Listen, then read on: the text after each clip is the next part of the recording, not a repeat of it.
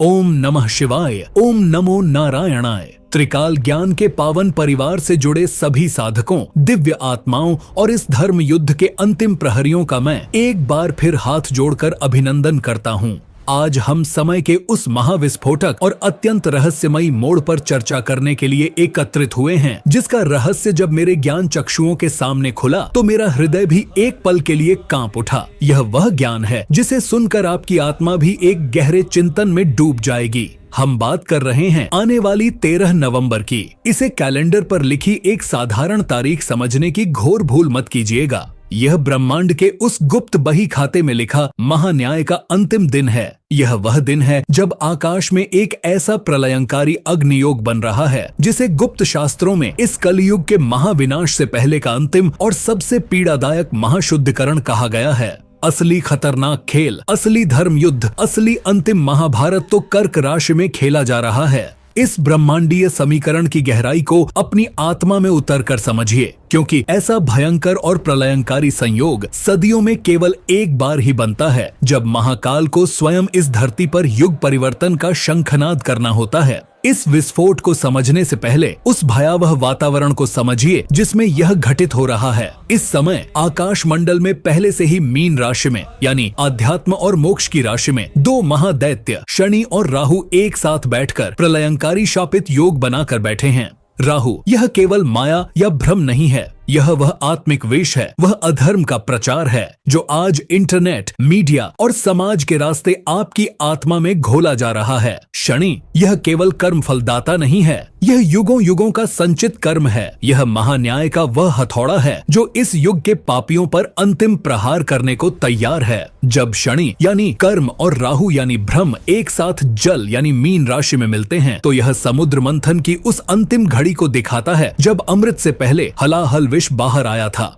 आज यह पूरी दुनिया उसी हलाहल की अग्नि में जल रही है। समाज में जो यह भ्रम, भय, निराशा, अधर्म और विश्वासघात का वातावरण है वह इसी शापित योग की देन है। अब सोचिए, इस विष भरे, निराशा भरे वातावरण के बीच 13 नवंबर को कर्क राशि में क्या घटित हो रहा है। कर्क राशि जो केवल चंद्रमा का घर नहीं है, यह काल पुरुष का हृदय है। यह राशि जनता की है, हमारी भावनाओं की है, हमारे परिवार के संस्कारों की है और यह हमारी मातृभूमि की आत्मा है। और इसी कर्क राशि के घर में, इसी हृदय स्थल पर दो महाशत्रु, दो विपरीत शक्तियां आमने सामने खड़ी हैं। पहला देवगुरु बृहस्पति यानी बृहस्पति धर्म, ज्ञान, विवेक, सत्य और भाग्य के स्वामी। यह देवगुरु इसी कर्क राशि में उच्च यानी एग्जॉल्टेड के होकर यानी अपनी परम शक्ति में अपनी दैवीय शक्ति के साथ विराजमान हैं। यह धर्म और सत्य की वह अंतिम संजीवनी है जो मानवता को बचाने के लिए इस विश्व के सागर में उगाई है। दूसरा मंगल यानी मार्स, अग्नि, क्रोध, हिंसा, दुर्घटना, युद्ध और रक्तपात का देवता। यह मंगल इसी कर्क राशि में नीच यानी डिबिलिटेटेड का होकर बैठा है।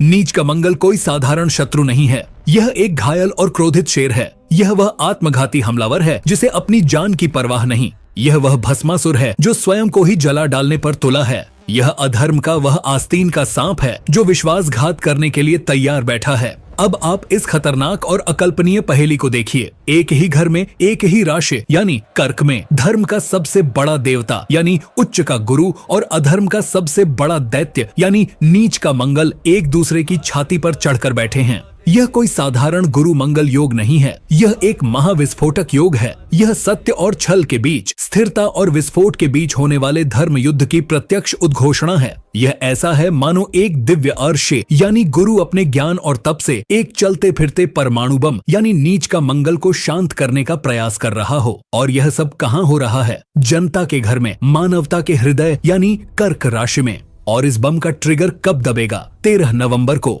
क्योंकि इस दिन चंद्रमा यानी मून जो स्वयं जनता का मन है वह धर्म की राशि धनु में भ्रमण करेगा। वह मन शांति और धर्म को खोजने का प्रयास करेगा, लेकिन उस धनु राशि पर मीन राशि में बैठे महान्यायाधीश शनि यानी सैटर्न की 10वीं यानी कर्म की दृष्टि पड़ रही होगी। इसका अर्थ है 13 नवंबर को जनता का मन यानी चंद्रमा अपने कर्मों यानी शनि की दृष्टि के कारण भय, दबाव, निराशा और कर्मिक भ्रम में होगा। और यही भयभीत, निराश और पथभ्रष्ट मन इस महाविस्फोटक योग की सीधी चपेट में आ जाएगा। अब हम उस भविष्य की बात करते हैं जिसे देखकर सिद्ध पुरुष भी कांप जाते हैं। यह योग केवल एक दिन का नहीं बल्कि आने वाले महापरिवर्तन का ट्रिगर है। इसका पहला प्रभाव प्रकृति पर एक महातांडव के रूप में होगा, यानी जल में अग्नि। कर्क एक जल तत्व की राशि है। जब नीच की अग्नि यानी मंगल इस जल में मिलेगी तो यह केवल तूफान नहीं लाएगी, यह जल प्रलय का साक्षात संकेत है। हम पाताल लोक की अग्नि यानी ज्वालामुखी को महासागरों से बाहर आते देखेंगे। भयंकर सुनामी, अप्रत्याशित समुद्री तूफान और बड़े बड़े बांध टूटने की प्रलयंकारी खबरें सुन सकते हैं।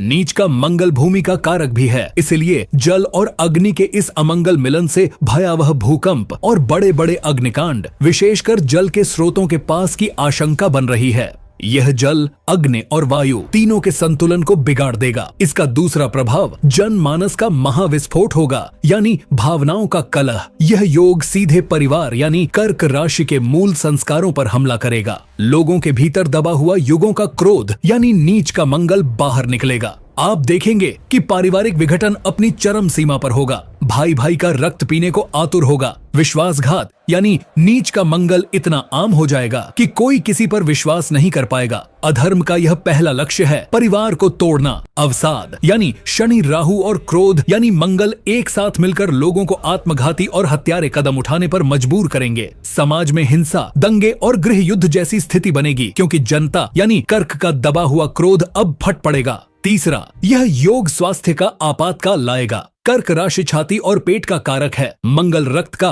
और गुरु लिवर और श्वास का। हम फेफड़ों, लिवर और रक्त से जुड़ी ऐसी गुप्त और रहस्यमयी यानी राहु बीमारियों का एक ऐसा विस्फोट देखेंगे जिसे देखकर चिकित्सा विज्ञान भी भयभीत हो जाएगा। यह ऐसी बीमारियां होंगी जो केवल वायु से नहीं बल्कि नकारात्मक विचारों यानी भ्रम से भी फैलेंगी, यानी मास हिस्टीरिया और भयंकर मानसिक रोग चरम पर होंगे। चौथा प्रभाव सत्ता और विश्व पर एक महापतन के रूप में होगा। यह योग विश्व युद्ध का सायरन है। उच्च का गुरु यानी महान अहंकारी नेता या राजा और नीच का मंगल यानी सेना या आतंक, यह दो बड़े देशों या दो बड़े नेताओं के बीच एक ऐसे महाटकराव की पटकथा लिख रहा है जो आर पार की विनाशकारी लड़ाई होगी। नीच का मंगल आस्तीन के सांप को दिखाता है, जिसका स्पष्ट अर्थ है बड़े बड़े सत्ताधारियों के साथ आंतरिक विश्वासघात होगा। उनकी ही सेना, उनके ही मंत्री, उनके ही अपने उनके खिलाफ विद्रोह का झंडा उठा लेंगे। उनकी सत्ता ताश के पत्तों की तरह ढह जाएगी और वैश्विक इकोनॉमिक सिस्टम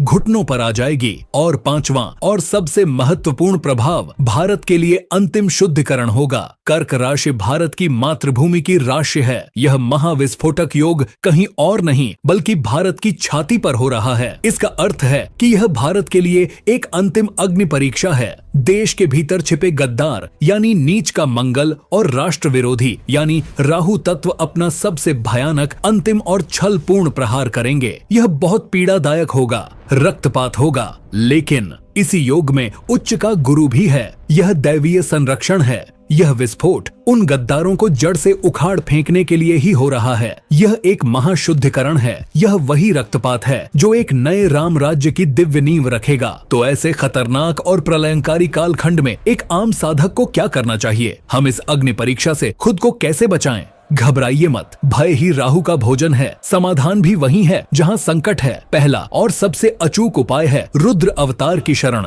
नीच के मंगल के इस परमाणु बम जैसे क्रोध को, इस आत्मघाती अग्नि को केवल रुद्र अवतार भगवान हनुमान जी ही शांत कर सकते हैं। 13 नवंबर से हर मंगलवार और शनिवार बजरंग बाण का पाठ करना अनिवार्य है, क्योंकि बजरंग बाण शत्रु नाशक भी है और क्रोध शामक भी। यह आपके परिवार के चारों ओर एक ऐसा सुरक्षा घेरा बना देगा जिसे कोई भी नीच शक्ति भेद नहीं पाएगी। दूसरा उपाय है देव गुरु का कवच। इस युद्ध में हमें उच्च के गुरु की दिव्य शक्ति चाहिए। यह शक्ति बाहर नहीं, आपके भीतर है। इसे जागृत करने के लिए अपने माता पिता, अपने गुरुजनों और सभी बड़ों का सम्मान करें। ओम ग्राम ग्रीं ग्रों सह गुरुवे नमः इस मंत्र का जाप आपकी बुद्धि को भ्रम यानी राहु से निकालकर ज्ञान यानी गुरु के दिव्य प्रकाश से जोड़ेगा और आपको हर विनाश से बचाएगा। तीसरा उपाय है महाकाल का आश्रय। दुनिया में फैले इस शापित योग के हलाहल विष को पीने के लिए केवल आदिदेव भगवान शिव की शरण में जाएं। वही माया यानी राहु और कर्म यानी शनि से परे हैं। महामृत्युंजय मंत्र का जाप या केवल ओम नमः शिवाय का निरंतर जाप आपको और आपके परिवार को इस महाविनाश में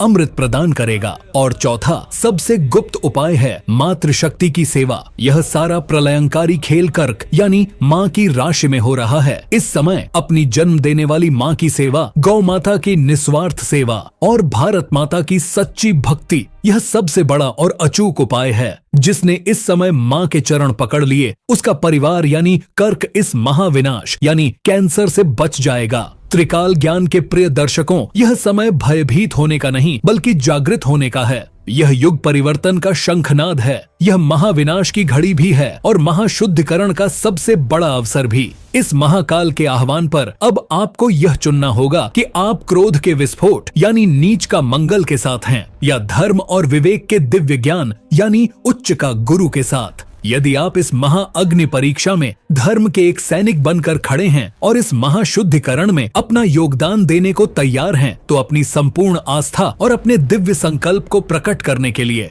कमेंट में लिखें हर हर महादेव। आपका यह जय घोष ही इस प्रलयंकारी अग्नि को शांत करेगा। महादेव आप सभी की रक्षा करें। ओम नमः शिवाय।